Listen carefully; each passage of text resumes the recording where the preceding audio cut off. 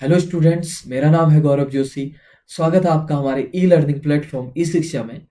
आप में से कई सारे स्टूडेंट्स की क्वेरी थी कि हमें इलेक्ट्रोमैग्नेटिक इंडक्शन, जो कि क्लास 12th फिजिक्स का एक काफ़ी इंपॉर्टेंट टॉपिक है, ये चैप्टर हमें समझ में नहीं आ रहा।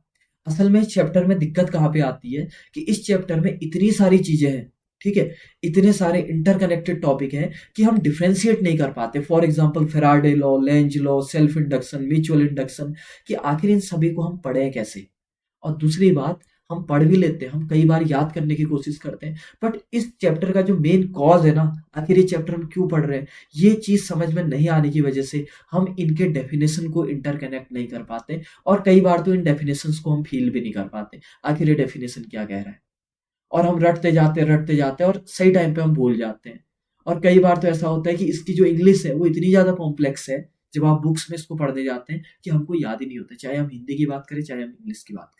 ठीक है, तो आपके इन सभी प्रॉब्लम्स के लिए मैं आज की ये वीडियो लेके आया हूँ, जिसमें कि अराउंड 45 मिनट्स में हम इलेक्ट्रोमैग्नेटिक इंडक्शन के सारे धागे खोल देंगे। यानी कि हर एक कॉन्सेप्ट जो कि आपका थ्योरी से रिलेटेड हो, डेरिवेशन से रिलेटेड हो, या कोई भी एक ऐसा जो आपका थ्योरी टॉपिक है जिससे कि आप कनेक्ट नहीं कर पा रहे हैं, आप फील नहीं कर पा रहे हैं, हर एक टॉपिक को प्रिसाइज वे में हम यहाँ पर सॉल्व करेंगे। ठीक हो गया? तो चलिए एक कॉपी और पेन निकाल के बैठ जाइए। और साथ ही साथ में कई सारे हिंदी स्टूडेंट जिनका कहना था कि हमारे हमको काफ़ी ज़्यादा दिक्कत होती है। क्या मैं बोल रहा हूँ यार?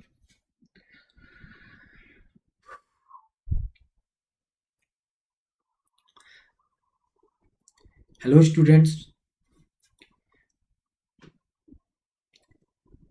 स्टूडेंट्स, मेरा नाम है गौरव जोशी। स्वागत है आपका हमारे ई लर्निंग प्लेटफॉर्म ई शिक्षा में।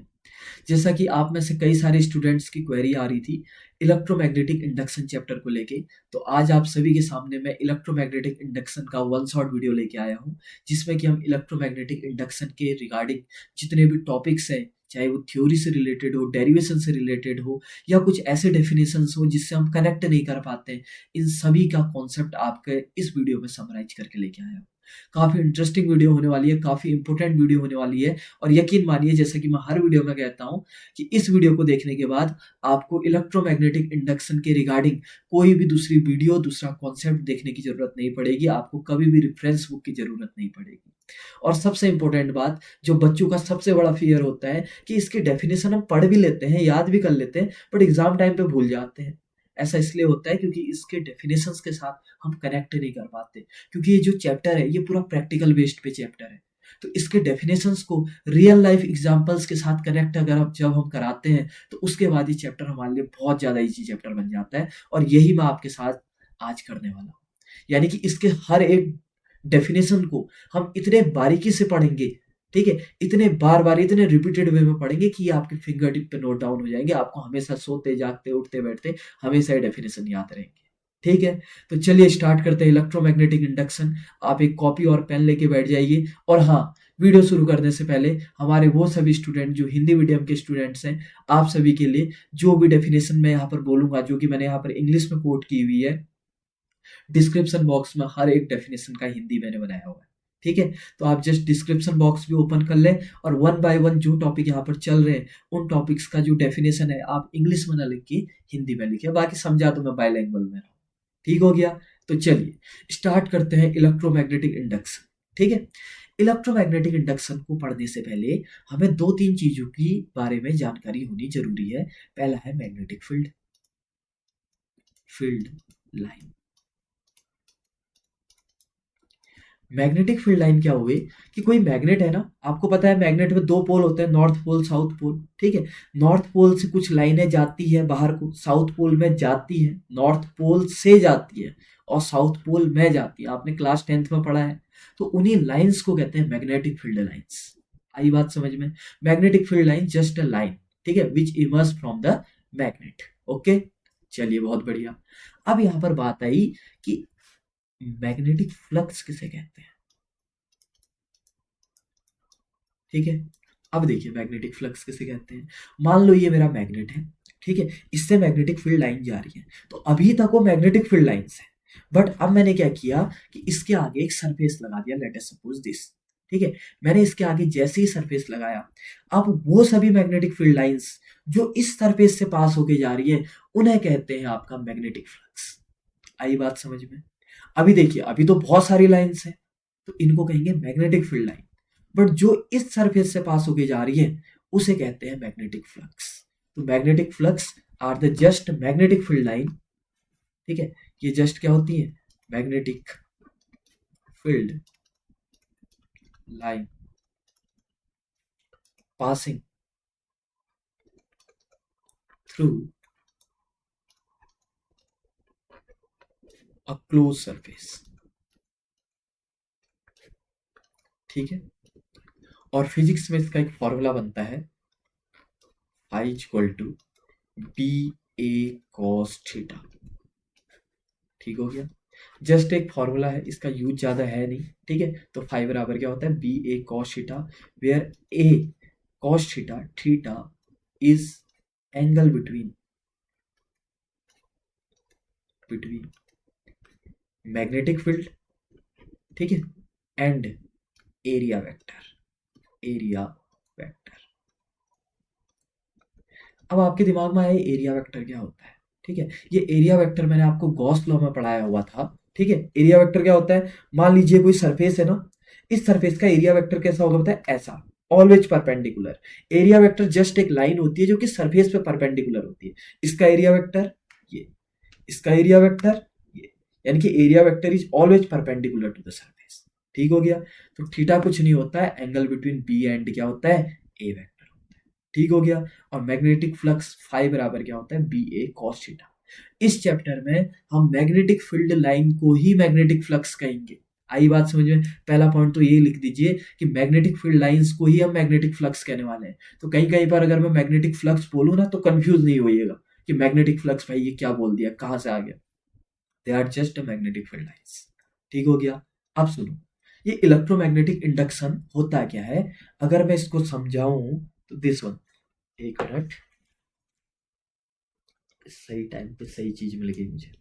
देखिए, मान लीजिए दिस इज, ये एक वायर है, ठीक है, इसे कहते हैं लूप, ओके। अब इस, ये है मेरा एक मैग्नेट, ये लूप किसी से कनेक्टेड नहीं है, किसी से नहीं, जस्ट एक हवा में लटका हुआ है, ठीक है। इस लूप के नीचे मैंने एक अमीटर लगा दिया, जस्ट ऐसे टाइम पास के लिए, अभी बता लगेगा ये अमीटर लगाया क्यों। अब मैंने इस मैग्नेट को क्या किया पता है? इसके आगे पीछे घुमाया, एक लूप जस्ट मेटल का, और एक मैग्नेट जो हम दुकान से लेके आए, हमने ऐसे करके आगे पीछे किया, तो अचानक से हमें क्या दिखा पता है? कि अमीटर रीडिंग देने लग गया। अब अमीटर क्या करता है? अमीटर तो करंट नापता है, और अमीटर रीडिंग दे रहा है, इसका मतलब इसमें करंट फ्लो हो रही है। देखा जादू? इसका मतलब इसको मैंने अभी तक कहीं कनेक्ट नहीं किया हुआ है, मैंने इसमें बैटरी से कनेक्ट नहीं किया हुआ है, दिस इज जस्ट ऐसे हवा में खड़ा किया हुआ है इसको मैंने, ठीक हो गया। और इस मैग्नेट को मैंने आगे पीछे किया, तो अचानक से इसमें क्या हो गई? करंट फ्लो होने लगी। इसी फिनोमिना को बोलते हैं इलेक्ट्रोमैग्नेटिक इंडक्शन, यानी कि मैग्नेट की वजह से इलेक्ट्रिसिटी जनरेट करना, this is called electromagnetic induction. आई बात समझ में? यहाँ पर देखिए, यहाँ पर एक ड्रॉ दिख रहा है आपको, ये देखिए यहाँ पर एक ड्रॉ दिख रहा है जो कि एक कॉइल है, ठीक है। कॉइल को ऐसे करके बांध रखा है, जिसमें कि नीचे क्या लगा रखा है? अमीटर लगा रखा है। देखिए इसमें लिखा हुआ है नो करंट, अभी कोई करंट नहीं है। यहाँ पर एक मैग्नेट है, मैग्नेट से क्या निकल रही है? Magnetic field line. इस मैग्नेट को ऐसे आगे पीछे किया गया है, जैसे यहाँ पर दिख रहा है, देखो ये मैग्नेट को जैसे ही आगे को ले जाए, तो current flow through the circuit, अपने आप इस सर्किट में करंट फ्लो होने लगी। तो ये वहां पर बहुत ज्यादा इंपॉर्टेंट हो जाता है। जैसे फॉर एग्जांपल डेली लाइफ में कहूँ कि कहीं पर हमें एक ऐसा मॉडल बनाने वाले हैं जिसके लिए हमारे पास इलेक्ट्रिसिटी नहीं है, हमारे पास बैटरी नहीं है, तो हम इस मदद से, इसकी मदद से थोड़ी देर के लिए वहां पर, थोड़ी देर के लिए क्या, जब तक कि हम मैग्नेट को आगे पीछे घुमाएंगे, तब तक हम क्या जनरेट कर पाएंगे? इलेक्ट्रिसिटी जनरेट कर पाएंगे। अब जो मेरा एक कॉइल था, ठीक है, ये मेरा एक कॉइल था, मैं जब तक इस मैग्नेट को आगे पीछे करूंगा, ठीक है, ऐसे, तब तक इस कॉइल में करंट बहेगी। अब मैंने क्या किया? मैग्नेट को ऐसे लाया, ठीक है। अब सोचो ये मैग्नेट है, ठीक है, सिर्फ सोचना हाँ अच्छे से, इस मैग्नेट से मैग्नेटिक फील्ड लाइन निकल रही है, तो जैसे जैसे मैं मैग्नेट को आगे ले जाऊंगा, क्या मैग्नेटिक फील्ड लाइन बढ़ेंगी? ऑब्वियस सी बात है। और जैसे पीछे ले जाऊंगा, मैग्नेटिक फील्ड लाइन घटेंगी। इसका मतलब मुझे ऐसा लगा, यार जब मैं मैग्नेट को आगे ला रहा हूं तो इलेक्ट्रिक फील्ड लाइन बढ़ रही है, एक काम करता हूँ, इसको आगे रखे रहता हूँ, तो इस वक़्त करंट अपने आप ही रहेगी, मेरी मेहनत कम हो जाएगी आगे-पीछे करने की, बट ऐसा नहीं होता है। इलेक्ट्रोमैग्नेटिक इंडक्शन कहता है कि तब तक ही इसमें करंट इंड्यूस होगी, तब तक ही इसमें करंट बहेगी, जब तक आप इस मैग्नेट को आगे-पीछे करते रहेंगे। यानी कि आगे करने से भी करंट आएगी, मैग्नेटिक फील्ड बढ़ने से, और पीछे करने पे क्या होगी, मैग्नेटिक फील्ड घटेगी, तो उससे भी करंट आएगी। यानी कि हमको आगे पीछे कंटिन्यू करना पड़ेगा, जब तक कि हम इसको आगे पीछे करेंगे, ठीक है, मैग्नेटिक फील्ड को चेंज करेंगे, तब तक इसमें करंट बहेगी। अगर हमने इसको एक जगह पे स्टॉप कर दिया तो करंट बहना बंद हो जाएगी। आई बात समझ में? अब देखो डेफिनेशन क्या है, अब आएगी डेफिनेशन समझ में। The phenomena of inducing electromotive force, यानी कि ईएमएफ, ठीक है, इसी का फुल फॉर्म है इलेक्ट्रोमोटिव फोर्स और current in a conductor due to change in magnetic field. यानी कि जब हम मैग्नेटिक फील्ड को चेंज करके इस कॉइल में एक करंट जनरेट करते हैं, इसी फिनोमेना को बोलते हैं इलेक्ट्रोमैग्नेटिक इंडक्शन। मैग्नेट की वजह से इलेक्ट्रिसिटी जनरेट करना। आई बात समझ में? खास बात यह है कि ये किसी बैटरी से नहीं जुड़ा हुआ है, जस्ट ए मैग्नेट और एक कॉइल। आप इसको घर में भी बना सकते हैं। आई बात समझ में? बट हाँ, ये चीज है कि अगर आप मैग्नेट बहुत छोटा सा लेके आएंगे और इसमें बहुत कम टर्न होंगे, तो करंट बहुत ज़्यादा कम होगी, जो कि आपको फ़ील भी नहीं हो सकती। ठीक है? इसके लिए मैग्नेट बहुत ज़्यादा पावरफुल होना चाहिए और इसमें भी बहुत सारे टर्न टर्न बोले तो लपेटे, बहुत ज़्यादा लपेटे होने चाहिए। तो जैसे-जैसे हम मैग्नेट को आगे-पीछे करेंगे, तो इसमें क्या हो जाएगी, एक करंट इंड्यूस होगी। आई बात समझ में? तो पहला पॉइंट इलेक्ट्रोमैग्नेटिक इंडक्शन की डेफिनेशन हमारी खत्म हो गई। ठीक है? अब इसके बाद इलेक्ट्रोमैग्नेटिक इंडक्शन की जिन्होंने खोज की थी, जिन्होंने सबसे ज़्यादा रिसर्च की थी, उनका नाम था फैराडे। फैराडे ने 2 लॉ दिए थे, अब हम वही पढ़ने वाले हैं कि फैराडे के 2 लॉ क्या हैं, ठीक है?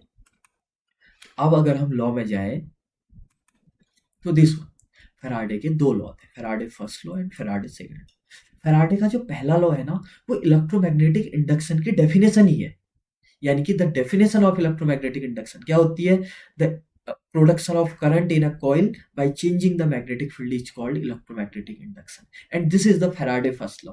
तो आज से कंफ्यूज नहीं होना है, इलेक्ट्रोमैग्नेटिक इंडक्शन की जो डेफिनेशन हमने पहले स्लाइड में पढ़ी है, वही फैराडे का फर्स्ट लॉ है। देखो यहाँ पर लिखा हुआ है, it state that where whenever there is a change in magnetic flux linked with the coil। मैंने कहा था अभी, मैग्नेटिक फ्लक्स या मैग्नेटिक फील्ड एक ही बात होती है, बस कंफ्यूज कराने के लिए है।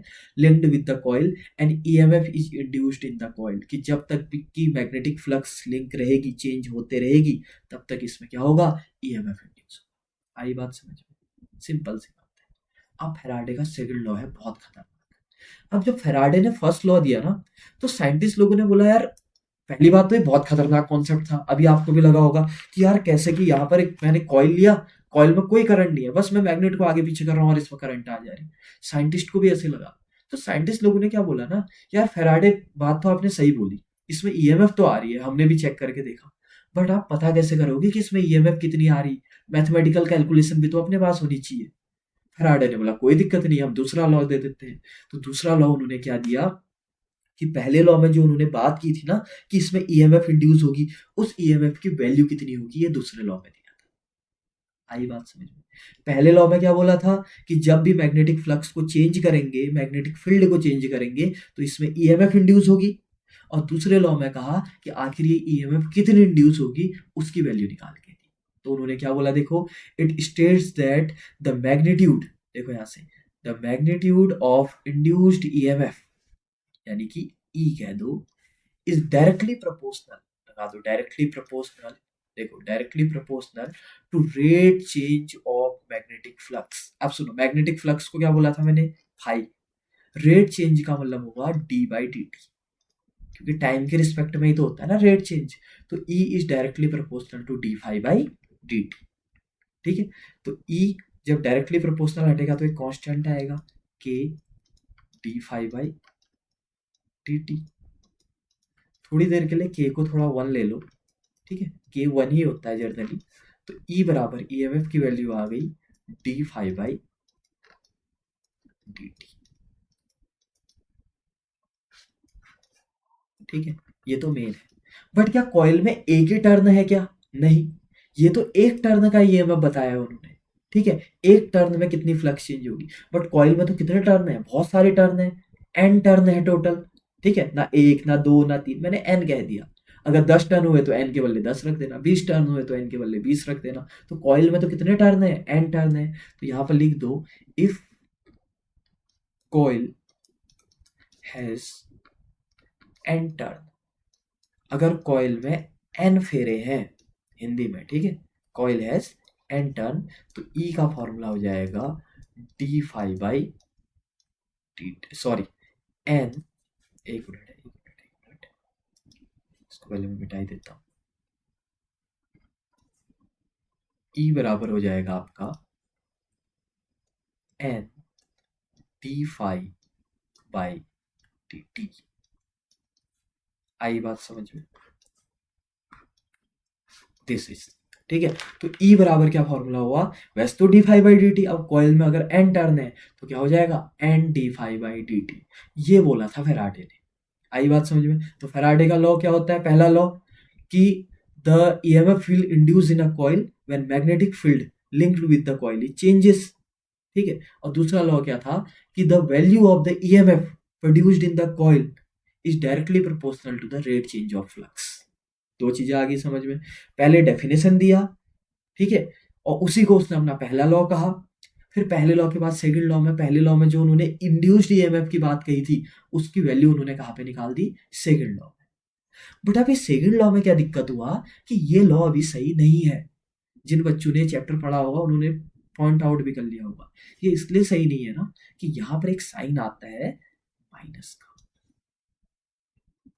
सब जगह माइनस लगा हुआ, एग्जाम में भी आप माइनस लगाओगे, ठीक है। ऐसा नहीं था कि मैं भूल गया था इसे। अब ये जो माइनस साइन है लिखेंगे it is due to Lenz rule, Lenz. अब फेराडे ने तो अपना ये वाली वैल्यू दी थी जो मैंने रेड कलर से लिखा हुआ था, बट बाद में जब लेंज आए तो लेंज ने बोला कि यार ये सही नहीं है, इसको थोड़ा सा करेक्ट करना पड़ेगा, और उन्होंने माइनस साइन लगा दिया। अब ये आखिर माइनस साइन क्यों है, ये माइनस साइन डिनोट करता है डायरेक्शन ऑफ ईएमएफ। यहां पर लिखेंगे minus sign denotes negative sign denotes direction of induced EMF. Induced मतलब जो बनी हुई ईएमएफ, ठीक है, ईएमएफ। आई बात समझ में, चलिए, ठीक है। अब आखिर ये डायरेक्शन कैसे होगी फिर, अब इसके बाद ऑब्वियस सी बात हम क्या पढ़ने वाले हैं, लेंज लॉ।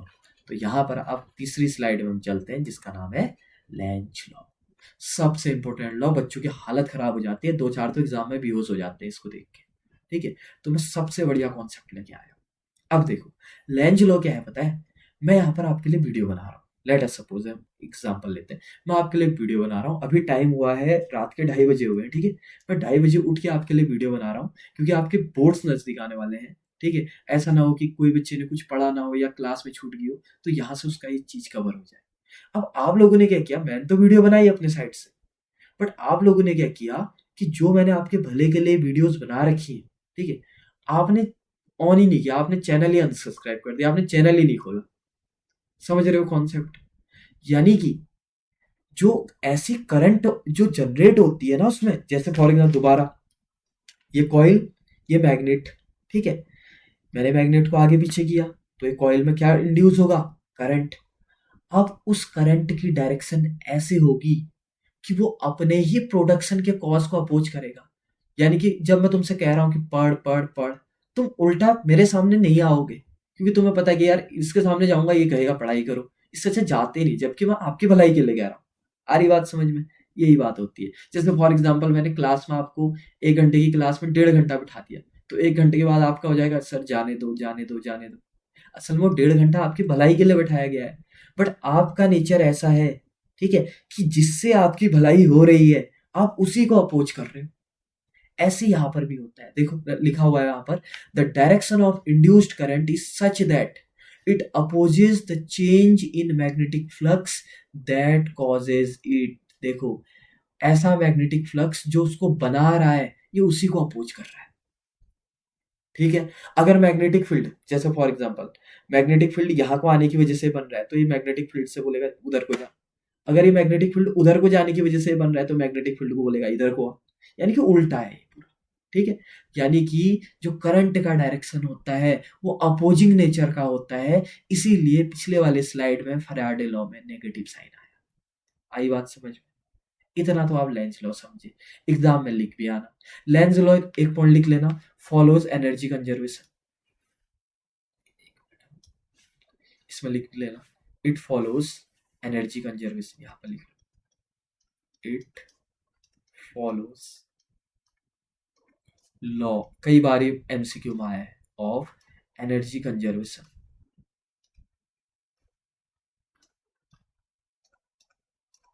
अब देखिए लेंज लॉ खत्म हो चुका है, अब मैं आपको पूरा सिखा रहा हूँ सीबीएसई पॉइंट ऑफ व्यू से और एग्जामिनेशन पॉइंट ऑफ व्यू से, जैसा आजकल पेपर बन रहे हैं। अब थोड़ा ध्यान से देखिएगा, लेंज लॉ को ही हम डिटेल में देखने वाले हैं यहाँ पर। लेंज लॉ क्या होता है ध्यान से सुनिए आप।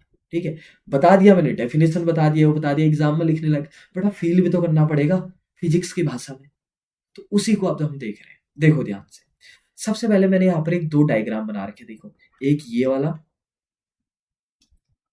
और एक ये वाला। ये क्या डायग्राम है बताए? ये डायग्राम हमारा कह रहा है सबसे पहले जो आपकी करंट की डायरेक्शन होती है। देखो ऊपर वाले डायग्राम में करंट क्लॉकवाइज है कि एंटी क्लॉकवाइज है, बताइए तो जरा।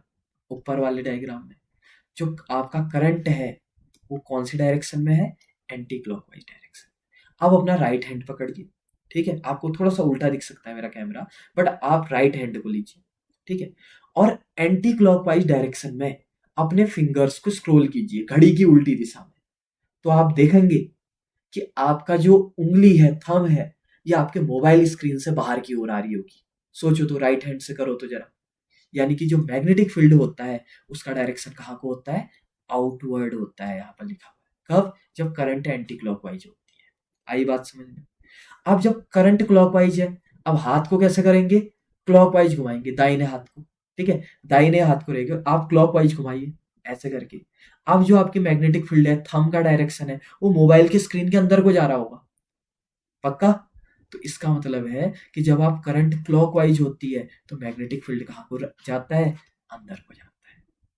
आ रही बात समझ में? अगर मैं ऐसे करके समझाऊं, ठीक है, अब आप इसको प्रॉपरली वैसे समझा नहीं पाएंगे, अगर मेरा बोर्ड होता तो मैं प्रॉपरली समझा लेता। चलिए इसके कॉन्सेप्ट में देखते हैं। मान लो ये है, ठीक है, ये है, यहाँ पर देखिएगा, अभी क्या है कि ये मेरा राइट हैंड है। ठीक है, और मैं इसको कैसे डायरेक्शन में लेके चल रहा हूँ अभी? ये वाले में ये पूरा ही उल्टा हो जाएगा शायद, नहीं? अगर बाई चांस मैं इसको ऐसे करके लेके चलूँ क्लॉकवाइज में, देखो मैं इसको क्लॉकवाइज में लेके चल रहा हूँ हाथ को, तो मेरा ये थंब कहाँ को है? अंदर को। ये देखो अंदर को दिख रहा है, इसका मतलब क्या है? ये कौन सी डायरेक्शन है आपका? एंटी क्लॉकवाइज डायरेक्शन है। ठीक है, और वहीं अगर मैं इसको ऐसे करके लेके जाऊं तो अभी डायरेक्शन कहाँ को दिख रही है? बाहर को। इसका मतलब क्या है? मैग्नेटिक फील्ड आउटवर्ड है। कब? Anti clockwise sense. आई बात समझ में? नॉर्मल सी चीज है, मैं बार बार चीज को समझा रहा हूँ ताकि आपको याद हो जाए। तो जब एंटी क्लॉकवाइज करंट होती है तो मैग्नेटिक फील्ड बाहर को होता है। ठीक है, और अगर मैग्नेटिक फील्ड बाहर को है तो इसका मतलब जो हमको दिख रही है बाहर वाली डायरेक्शन वो क्या हो जाएगी? नॉर्थ। और जब क्लॉकवाइज डायरेक्शन है तो मैग्नेटिक फील्ड अंदर को है, यानी कि अंदर वाली साइड नॉर्थ है, तो बाहर वाली साइड क्या हो जाएगी? साउथ। ये दो डायग्राम याद करो, ये दो कॉन्सेप्चुअल डायग्राम है, उसके बेसिस पे अब हम लेंज लॉ सीखने वाले हैं। ध्यान से सुनो। देखो ये मेरा कॉइल है, ऐसे करके। हाँ, अब जो इस किनारे पे मैंने ड्रॉ बना रखे, देखो यहाँ पर मैंने जो ड्रॉ बना रखे हैं, इस पे क्या है? एक मिनट। हाँ, ठीक है, इनमें देखिए मैग्नेट आ रहा है पास को, तो मैग्नेटिक फील्ड लाइंस क्या होंगी? बढ़ेंगी। मैग्नेट जब पास को आएगा मैग्नेटिक फील्ड लाइंस क्या होंगी? बढ़ेंगी। और इसमें क्या इंड्यूस होगी? ईएमएफ। ठीक है, इसमें ईएमएफ इंड्यूस होगी। अब ये क्या चाहेगा? ये इसको पता है कि मैं क्यों पैदा हुआ, क्योंकि मैग्नेट आगे आया। मैग्नेट आगे आया का क्या मतलब है? कि आपकी मैग्नेटिक फील्ड लाइन बढ़ने की वजह से मैं पैदा हुआ। तो ये क्या चाहेगा? कि मैग्नेट पीछे को जाए, यानी कि मैग्नेटिक फील्ड लाइंस घटे। अब मैग्नेट भाई अपने आप ही पीछे को कैसे जाएगा? ठीक है, तो इसके लिए इसको अपना जो ये वाला फेस है, ठीक है, जो मैग्नेट को दिख रहा है, उसको क्या बनाना देना पड़ेगा? नॉर्थ, ताकि नॉर्थ और नॉर्थ रिपल करें और ये मैग्नेट पीछे को चले जाए। दोबारा सुन लो, क्या है, कैसे डायरेक्शन निकालते हैं, वरना हालत खराब हो जाएगी, कभी समझ में नहीं आएगा ये चीज। ठीक है, क्योंकि किताब वाला इसको समझा ही नहीं सकता बहुत प्रॉपरली, और अगर समझाया भी होगा उसके लिए बहुत ज्यादा अंडरस्टैंडिंग चाहिए समझने के लिए। मान लो ये कोई कॉइल है, ठीक है, ऐसे करके कॉइल है। अब यहां से क्या हुआ कि मैग्नेटिक फील्ड आई। मान लीजिए कॉइल है, यहाँ से मैग्नेटिक फील्ड, मैग्नेट ऐसे करके आया, तो मैग्नेट जब आगे को आएगा तो मैग्नेटिक फील्ड लाइंस क्या होंगी, बढ़ेंगी। इस कॉइल में ईएमएफ इंड्यूस होगी। वो ईएमएफ क्या चाहेगी कि मैग्नेटिक फील्ड लाइन घटे, क्योंकि ये तो गधा है, इसको तो पता ही नहीं है। ठीक है, ये अपने ही कॉज ऑफ प्रोडक्शन को अपोज करेगा। अगर इसको मैग्नेटिक फील्ड लाइंस को घटाना है तो इसका मतलब इसको मैग्नेट को पीछे को धक्का देना पड़ेगा। अब ये तो एक जगह पे जमा हुआ है, ये पीछे को कैसे धक्का देगा, तो ये क्या करेगा, जो मैग्नेट के सामने वाले जो साइड है इसको क्या बना देगा, नॉर्थ बना देगा। आई बात समझे, और नॉर्थ रिपल करते हैं तो ये मैग्नेट पीछे चले जाएगा। तो इसका मतलब क्या है कि ये नॉर्थ बना देगा। अब जब ये नॉर्थ बना रहा है तो इसका मतलब करंट किस डायरेक्शन में जा रही है, अब बताओ करंट किस डायरेक्शन में जाएगी, एंटी क्लॉकवाइज सेंस में। ऐसे निकालते हैं डायरेक्शन। तो जो मैंने दो ड्रॉ बनाए थे ना, ये सबसे इंपॉर्टेंट ड्रॉ थे, क्योंकि जब नॉर्थ फेज आगे आ गया इसका मतलब करंट कौन सी डायरेक्शन में जा रही है, एंटी क्लॉकवाइज सेंस। देखो करंट की डायरेक्शन पता चल गई ना अभी तक। अगले बार में अब ये मैग्नेट चुपचाप पीछे को जाने लगा, बट इसको क्या पता, इससे तो गधा है, इसको तो पता ही नहीं है कि मैं तो मैग्नेटिक फील्ड फ्लक्स के चेंज होने की वजह से पैदा होता हूँ। चेंज होने में बढ़ना भी आता है, घटना भी आता है। तो जब ये पीछे को जा रहा था तो मैग्नेटिक फील्ड घटने लगा, और ये मैग्नेटिक फील्ड घटने की वजह से भी पैदा हो रहा है। तो अब ये क्या सोचेगा, यार मैं अपोज करता हूँ, मैं मैग्नेटिक फील्ड को बढ़ाता हूँ, तो इसके लिए इसको मैग्नेट को अपने पास बुलाना पड़ेगा। अभी भाई ये पास कैसे बुलाए, ये अपना मैग्नेट को जो फेस दिख रहा है उसको क्या बना देगा, साउथ, ताकि आप साउथ नॉर्थ को क्या कर सके, अट्रैक्ट कर सके।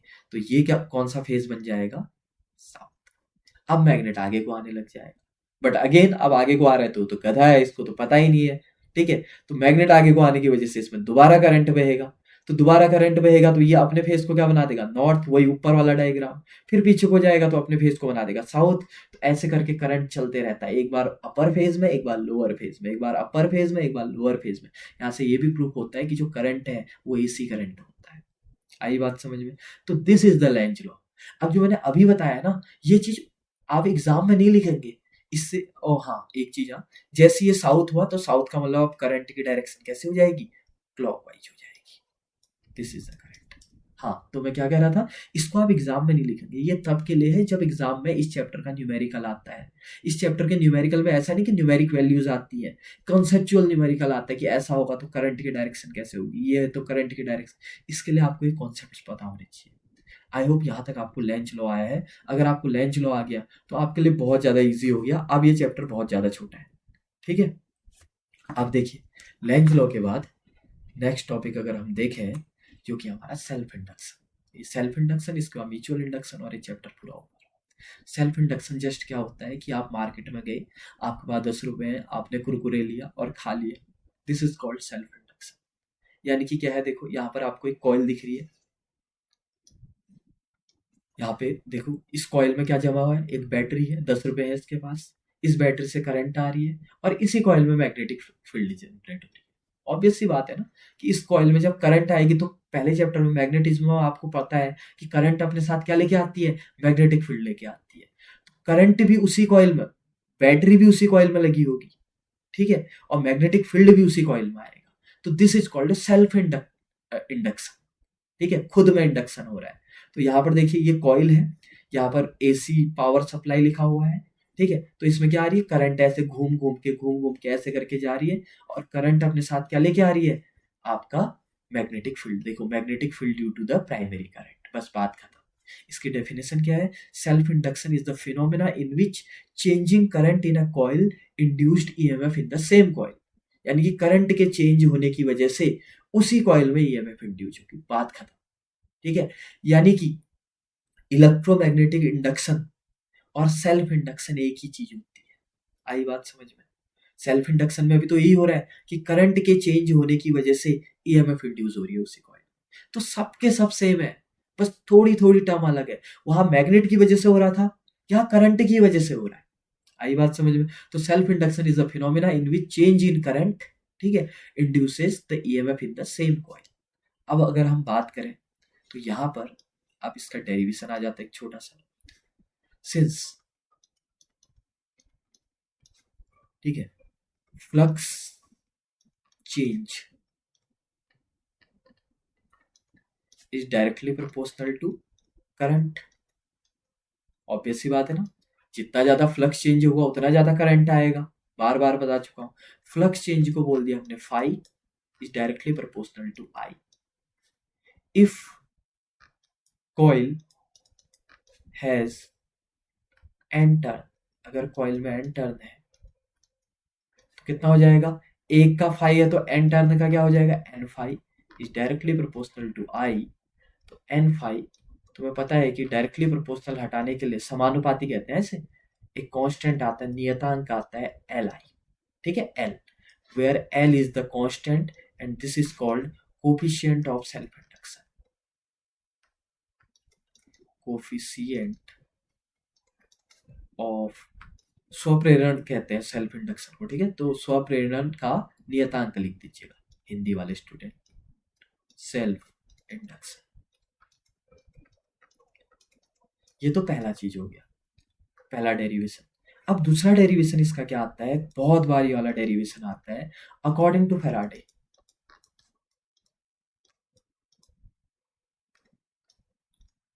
क्या बोला था फैराडे ने कि जो ई होगा, देखो किसके डायरेक्टली इक्वल होगा, minus n d phi by D t. Minus क्यों लगा, लेंज लॉ, लेंज लॉ क्या होता है कि ईएमएफ की डायरेक्शन ऐसी होगी कि वो अपने कॉज ऑफ प्रोडक्शन को क्या करेगा, अपोज करेगा, सिंपल। अब ई बराबर, एक काम करो माइनस तो ही रहने दो, एन को अंदर डाल दो, तो क्या बन जाएगा डी बाई डी टी, और अंदर क्या चले गया, एन फाई। अब आपको पता है कि एन फाई की वैल्यू कितनी है बताओ, सिंस ऊपर निकाल रखा है N phi equal to L I, तो E equal to minus D by D T of N phi के बदले कितना लिख दो, एल आई। अब आपको पता है एल तो क्या है, कांस्टेंट है, तो कांस्टेंट बाहर आ जाएगा, तो E equal to minus L d I by D t.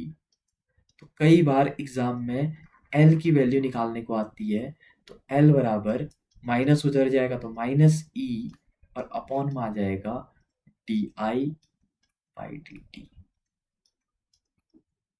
ये आपका इंपॉर्टेंट डेरिवेशन है, सिंपल था, बहुत ही ज्यादा सिंपल। और अगर आपको ये आ गया तो आपको म्यूचुअल इंडक्शन 2 मिनट में आ जाएगा, आई बात समझ, सेम टू सेम डेरिवेशन है, कॉपी कैट पूरा, ठीक है। तो यहाँ पर हमने सेल्फ इंडक्शन पूरा पढ़ दिया, सिंपल सी बात थी, five directly proportional to I होता है, ठीक है। तो एन टर्न है तो N five directly proportional to I, तो N five equal to directly proportional हटा दो, कांस्टेंट आ गया एल आई।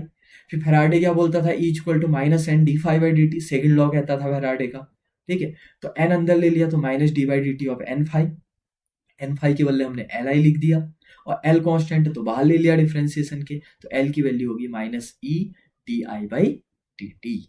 आई बात समझ में, बहुत बढ़िया। और यहाँ पर हमारा सेल्फ इंडक्शन भी खत्म हो गया। अब हम आते हैं हमारे चैप्टर के फाइनल टॉपिक में, जिसको कहते हैं म्यूचुअल इंडक्शन, ठीक है। देखो भाई, म्यूचुअल इंडक्शन, सेल्फ इंडक्शन में याद कीजिए, मैंने आपको एक एग्जांपल दिया था कि आपके पास 10 रुपए थे, आप मार्केट में गए, आपने 10 रुपए का कुरकुरे लिया और खा लिए, ठीक है। अब क्या हुआ म्यूचुअल इंडक्शन में, नया एग्जांपल सुनिए। आप घर से जा रहे थे, आपको आधे रास्ते में आपका एक नेबर मिल गया, आपको आपका एक दोस्त मिल गया, ठीक है। अब आप दोनों जा रहे हैं, आपके पास 10 रुपए हैं, आपने कुरकुरे लिए, देखिए 10 रुपए आपके थे, आपने कुरकुरे लिया, आपने खाया, साथ ही साथ वहां आपके दोस्त ने भी खाया, आई बात समझ में। अब देखो ध्यान से, यहाँ पर एक ड्रॉ बनाता हूँ, लेट अस सपोज ये आप हैं, ठीक है, और आपके पास कुरकुरे का पैकेट है, और ये आपका एक दोस्त है, ठीक है, ये आपका एक दोस्त है, ये कुरकुरे खा रहा है, और आपका एक दोस्त और भी है जो कि अपने घर में बैठा हुआ है,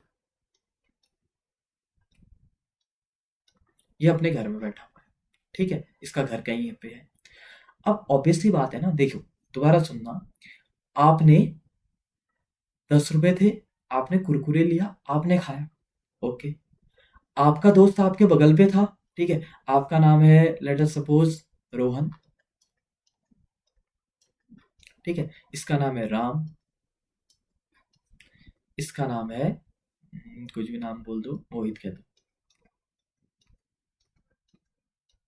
ठीक है। रोहन ने कुरकुरे लिया, राम उसके बगल में बैठा था, तो राम ने तो खाया भाई, ठीक है। बट मोहित बहुत दूर था, ऑब्वियस सी बात, अपने घर में था, तो क्या मोहित खा पाएगा उस कुरकुरे को? नहीं खा पाएगा, ठीक है। अब यहाँ पर बात करते हैं, राम ने आखिर कुरकुरे क्यों खाया? क्योंकि राम उसके बगल पे ही चल रहा था, उसके साथ में ही था, तो राम ने भी खा लिया, ठीक हो गया। पैसे किसके लगे थे?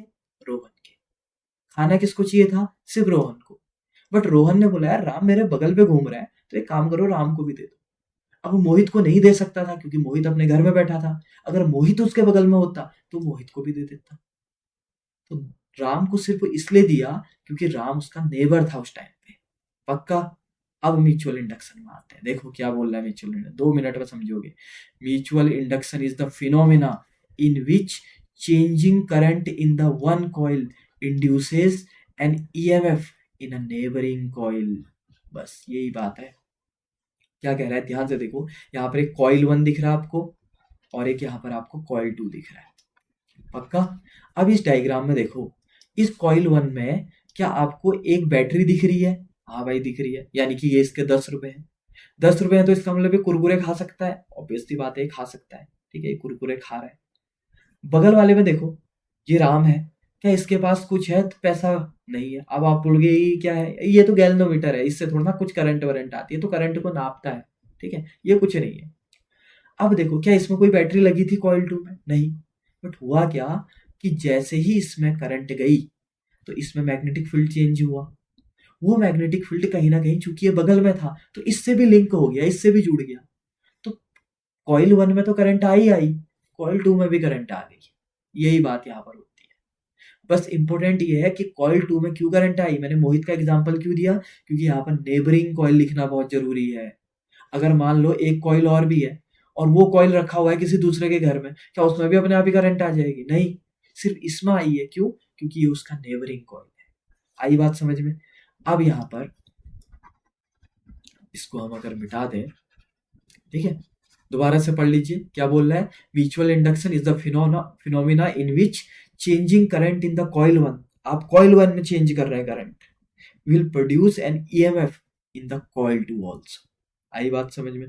कॉइल 1 में तो हुआ ही हुआ, कॉइल 2 में और हो गया। इसको कहते हैं म्यूचुअल इंडक्शन, म्यूचुअल दोनों ने मिलके बना दी। आया। और ये गैल्वेनोमीटर क्यों है? गैल्वेनोमीटर से ही तो पता लगा कि कॉइल 2 में भी आ गई करंट, क्योंकि करंट को कौन नापता है? गैल्वेनोमीटर नापता है।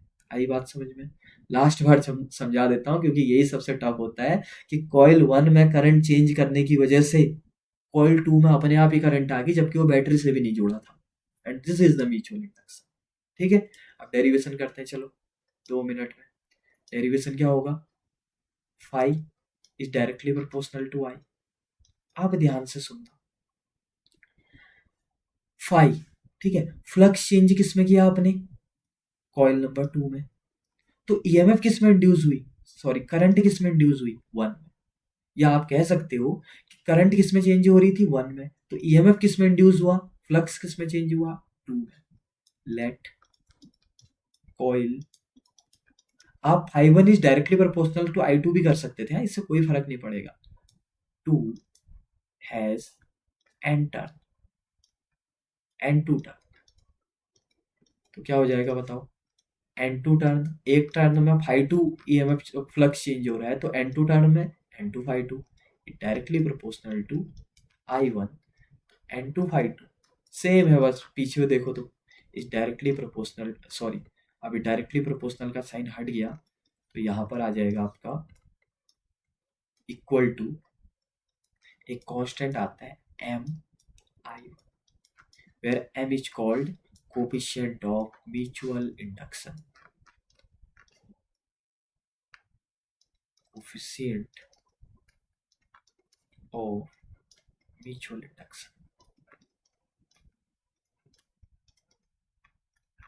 ठीक हो गया? बहुत बढ़िया। अब वही वाला फॉर्मूला निकाल दो, फिर लिख लो, according to Faraday, according to Faraday. क्या बोला था फेराडे ने? अगर एग्जाम में म्यूचुअल इंडक्शन आया ना, तो आप ये डेरिवेशन पक्का डालिएगा, बहुत इजी सा है। इससे बहुत प्लस पॉइंट जाता है उधर, बहुत पॉजिटिव रिस्पॉन्स जाता है। ई इक्वल टू क्या हो जाएगा, n D five by D t. अब फ्लक्स किस में चेंज हो रही है, कॉइल 2 में, तो यहाँ फाई 2 लिख दो, तो यहाँ एन भी 2 लिख दो, ठीक है, और आगे माइनस एन लगा दो, माइनस साइन लगा दो। तो ई इक्वल टू, माइनस तो ऐसे ही रहेगा, माइनस क्यों आया, लेंज लॉ की वजह से, याद है ना। कितना हो जाएगा बताओ यहाँ से, minus this D by D T, एक मिनट इसको हटा ही दो यहाँ से, यहाँ पे करेंगे इसे, ई बराबर माइनस, ठीक है, D by D T of, अंदर क्या चले गया, एन टू फाई टू। हमें अभी पता है कि एन टू फाई टू बराबर कितना प्रूव करके आए हैं हम लोग, ऊपर देखो यहाँ पर इस इक्वेशन में देखो, equal to M I one. तो क्या हो जाएगा फिर यहाँ से बताओ, ई बराबर minus D by D T of M I one. M बाहर आ जाएगा तो ई बराबर minus M D I one upon क्या बचा, D T, and our final step will be M equal to, minus उस साइड चले गया, ई अपॉन में आ गया D I one by D T, and this is our final expression. आई बात समझ में। तो यहाँ पर तक का हमारा पूरा कॉन्सेप्ट क्लियर हो गया, ठीक है, जिसमें कि सबसे पहले हमने क्या पढ़ा, सबसे पहले हमने पढ़ा डेफिनेशन। डेफिनेशन क्या थी, डेफिनेशन जो चेंज इन फ्लक्स होगा, चेंज इन मैग्नेटिक फील्ड, ये भी लिख लीजिएगा, ठीक है, क्या कॉज, कॉजेस ईएमएफ, क्या इंड्यूस करेगा, ईएमएफ। अब इस ईएमएफ के बारे में अगर हम बात करें तो इसकी वैल्यू कितनी बताई थी, इसी को फैराडे का पहला लॉ भी कहते थे, यानी कि इलेक्ट्रोमैग्नेटिक इंडक्शन की डेफिनेशन और फैराडे का पहला लॉ एक ही बात है। उसका सेकंड लॉ क्या बोलता था, इस ई की वैल्यू कितनी होती थी, minus n D five by D t. अब तो ये डेरिवेशन में भी यूज कर लिया। अब ये माइनस किसकी वजह से लगता था, लेंज लॉ की वजह से। लेंज लॉ क्या बोलता था कि जो ईएमएफ होगा या जो करंट होगी वो अपोजिंग नेचर की होगी। कैसे नेचर की, अपोजिंग नेचर। अपोजिंग नेचर का मतलब क्या होगा कि जो उसको प्रोड्यूस कर रहा होगा वो उसी को अपोज करेगा, यानी कि opposes the cause that produces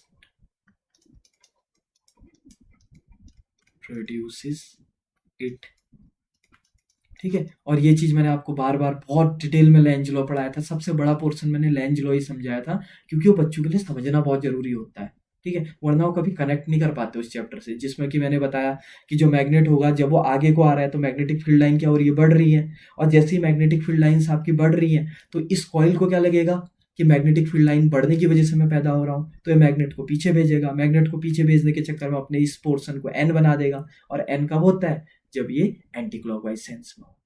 जब ये पीछे को जा रहा होगा तो अब मैग्नेटिक फील्ड लाइन घट रही है, तो इसको लग रहा है कि मैं घटने की वजह से पैदा हो रहा हूँ, तो ये मैग्नेट को अपने पास को बुलाएगा, पास को बुलाने के लिए इसे अपना ये फ्रंट वाला फेस साउथ करना पड़ेगा, और साउथ करने के लिए इसको क्लॉकवाइज सेंस में करंट घुमाना पड़ेगा। तो करंट की डायरेक्शन भी मैंने निकाल के बताई थी पक्का। एक चीज और बताया था कि ये एनर्जी कंजर्वेशन को फॉलो करता है, याद है, ये बहुत ज़्यादा इंपॉर्टेंट है, एनर्जी कंजर्वेशन को फॉलो करता है। उसके बाद जैसे ही हमने ईएमएफ की बात की थी तो हमने फिर दो चीज़ें पढ़ी थी, एक था सेल्फ इंडक्शन और एक था म्यूचुअल इंडक्शन। सेल्फ इंडक्शन में क्या था कि जिस कॉइल में करंट चेंज होगी उसी कॉइल में ईएमएफ इंड्यूस होगी, ठीक है, और म्यूचुअल इंडक्शन में क्या होता था कि करंट चेंज होगी पहले कॉइल में और ईएमएफ इंड्यूस होगी दूसरे कॉइल में, ठीक है, और वो दूसरा कॉइल पहले वाले का नेबरिंग कॉइल होना चाहिए। क्या लिखा था, the change in the flux in coil 1 produces EMF in the neighbouring coil, ऐसे लिखा था। तो यहाँ पर हमने सेल्फ और म्यूचुअल के पूरा डेरिवेशन देखा था और साथ ही साथ में कॉन्सेप्ट को समझा था, और आई होप आपको ये चैप्टर बहुत अच्छे से समझ में आ गया, ठीक है। तो अगर आपको ये चैप्टर बहुत अच्छे से समझ में आया तो वीडियो को एक लाइक कर दीजिए, और हाँ, प्लीज़ इस चैनल को अपने उन सभी फ्रेंड्स के साथ शेयर कीजिए, ठीक है, जो कि आपके जूनियर्स हैं, सीनियर्स हैं, ताकि हमारी रीच बढ़े। क्यों? क्योंकि ये रीच कहीं न कहीं हमारे मोटिवेशन को इंक्रीज़ करता है, क्योंकि रात में उठना, इतना सब कुछ वीडियो बनाना, उसके बाद इसको एडिट करने में और टाइम लगता है, इतने सारे रिसोर्सेज़ होते हैं, ठीक है? तो इन सभी के मेहनत के बदले जस्ट अगर हमें कुछ सब्सक्राइबर मिल जाए और हमारी जो वीडियोज़ हैं, ये थोड़ा-सा फैल जाए लोगों तक, तो ये हमारे लिए बहुत ज़्यादा मोटिवेशन का कारण बनती है और कहीं न कहीं उन बच्चों के लिए बेनिफिशियल है, जो बच्चे हमारी इस वीडियो को देखेंगे, ठीक है? हमारे चैनल में क्लास 9th से लेके जो मैं बनाता हूँ, चैनल में तो अराउंड क्लास 5th नवोदय, घोड़ा-खाल हर एक कंटेंट है। बाकी मेरा बनाया हुआ content class 9, 10th, 11th, 12th के साइंस साइड के बच्चों के लिए काफ़ी ज़्यादा यूज़फुल रहता है। ठीक है? तो चलिए, आई होप आपको ये पूरा चैप्टर समझ में आ गया होगा। आप इस चैप्टर का एक बार रिवीजन कर लीजिए, कहीं भी जाने से पहले जैसे ही वीडियो खत्म होती है, पहले 5 मिनट रिवीजन कीजिए, उसके बाद आप कोई अपना दूसरा काम कीजिए। अगर आप ऐसा करते हैं, तो लाइफ टाइम आपको ये चैप्टर याद रहेगा। ठीक है? बाकी हिंदी मीडियम के स्टूडेंट्स, आपका जो भी टॉपिक यहाँ पर आपको इंग्लिश में मिला, डिस्क्रिप्शन में वो हिंदी मीडियम में हिंदी लैंग्वेज में लिखा हुआ है और आई होप आपने उसको टैली कर भी लिया। ठीक है? तो चलिए मिलते हैं अगली वीडियो में, जिसमें कि हम किसी नेक्स्ट यूनिट को यहाँ पे डिस्कस करेंगे। बाकी डिस्क्रिप्शन में कंप्लीट जो मैंने हर एक यूनिट का वन शॉट वीडियो बनाया है, उसकी प्लेलिस्ट की लिंक है। आप वहाँ से फिजिक्स और केमिस्ट्री का हर एक प्लेलिस्ट चेकआउट कर सकते हैं। ठीक है? तो चलिए मिलते हैं अगली वीडियो में। Thank you very much.